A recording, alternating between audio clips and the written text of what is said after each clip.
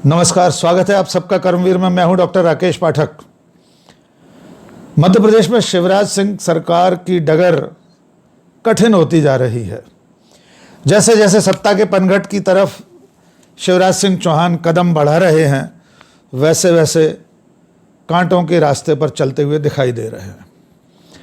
आपको याद होगा कि मार्च में कांग्रेस विधायकों की बगावत के बाद मध्य प्रदेश में बीजेपी की सरकार बनी थी और ज्योतिरादित्य सिंधिया के खेमे के अलग होने से कमलनाथ की सरकार 15 महीने में गिर गई थी। शिवराज सिंह चौहान ने शपथ लेने के बाद कई दिनों तक तो एक भी मंत्री नहीं बना पाया था। बाद में 5 मंत्री बने, जिसमें 3 बीजेपी के और 2 सिंधिया खेमे के रहे। उसके 100 दिन के अंतराल के बाद पूरा मंत्रिमंडल यानी 28 और मंत्रियों को शपथ दिलाई जा सकी।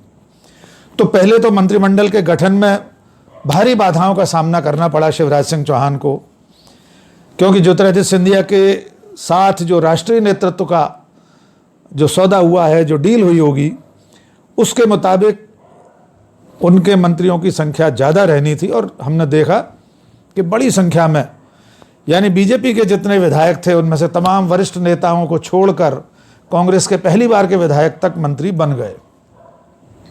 उस वक्त कितनी कवायद चली हम सब ने देखा। और आज 5 दिन हो गए मंत्रिमंडल गठित हुए, शपथ लिए हुए मंत्रियों को, लेकिन शिवराज सिंह चौहान इन मंत्रियों को विभागों का बंटवारा नहीं कर सके हैं। 2-3 दिन से लगातार हम देख रहे हैं कि ये कवायद चल रही है। भोपाल में पार्टी मुख्यालय में प्रदेश अध्यक्ष BD शर्मा, संगठन महामंत्री सुहास भगत के साथ बैठकें, फिर राष्ट्रीय नेतृत्व में से विनय सहस्त्रबुद्धे से बातचीत और मुलाकातें, और अंत में शिवराज सिंह चौहान को विभागों का बंटवारा करने के लिए दिल्ली जाना पड़ा। और दिल्ली में वे राष्ट्रीय अध्यक्ष JP नड्डा से मिले, अमित शाह से मिले, गृह मंत्री से, ज्योतिरादित्य सिंधिया से उनकी मुलाकात हुई, नरेंद्र सिंह तोमर से मुलाकात हुई। इसके बावजूद विभागों का हिस्सा बांट तय नहीं हो सका। एक अतिरिक्त दिन शिवराज सिंह चौहान कल रुके, उन्हें परसों शाम को लौटना था। कहा गया कि अमित शाह के साथ एक और दौर की बैठक होगी, लेकिन कल वे उनसे बिना मिले लौट आए। बहुत स्पष्ट है कि ज्योतिरादित्य सिंधिया ने दल बदल करते समय, अपने समर्थक विधायकों के कांग्रेस छोड़ते समय, जो राष्ट्रीय नेतृत्व के साथ जो भी उनकी बातचीत हुई है, जो पॉलिटिकल डील हुई है, उसमें यह भी शामिल था कि इतनी इतनी संख्या में मंत्री बनेंगे और उनकी मंशा के मलाईदार विभाग भी उन्हें उनके मंत्रियों को दिए जाएंगे। पूरा मामला इसी पर अटका हुआ। ये जो गतिरोध है इसी बात को लेकर है कि शिवराज सिंह चौहान चाहते हैं कि वे अपने हिस्से के, अपनी पार्टी के जो बीजेपी के लोग मंत्री बने, उन्हें भी कुछ अच्छे विभाग और मंत्रालय मिल सकें।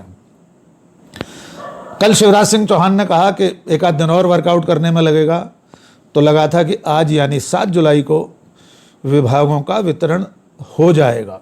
कैबिनेट की बैठक का समय भी तय हो गया था, लेकिन चूंकि विभाग नहीं बटे हैं, तो कल जो कैबिनेट की बैठक सुबह होनी थी 10:30 बजे, उसका समय भी टल गया है। अब वो 5 बजे हो रहा है, यानी कल 8 तारीख को 5 बजे कैबिनेट की बैठक होगी। हो सकता है कल वे विभाग बांटने में कामयाब हो जाएं, लेकिन यह भी मध्य प्रदेश में और संभवतः बाकी प्रदेशों के हिसाब से भी हम देखें तो पहली बार हो रहा होगा कि मंत्रिमंडल गठन के 5 दिनों के बाद भी कोई मुख्यमंत्री अपनी मर्जी से अपने मंत्रियों को विभाग नहीं बांट सका है।